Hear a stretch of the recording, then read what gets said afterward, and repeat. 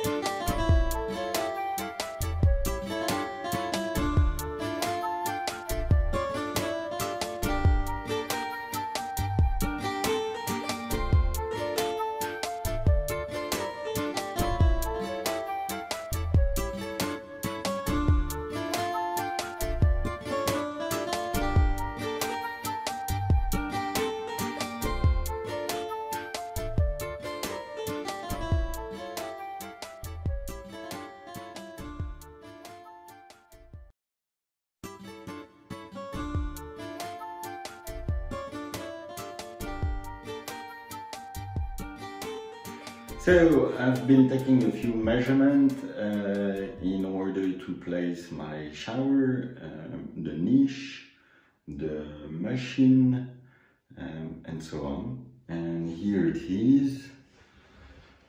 So the blue line represents the future wall in which the niche will be placed, and the shower column also will be hidden in that new wall, catching up on the angle.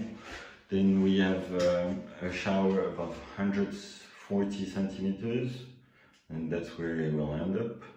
Then we have a little wall that we tile so that we can hide the machine, and then another wall, and then finally we will have some space for storage.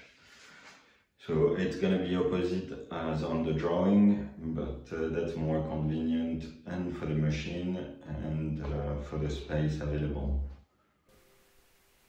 So while I'm cutting here, a few facts about the niche. First of all, the struggle was to catch on that angle and put my niche square with the big wall.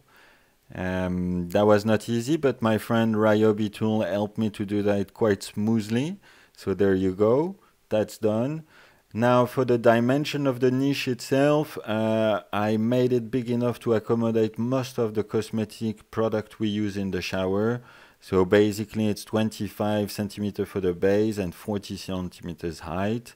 And then the second niche on top is just half of that.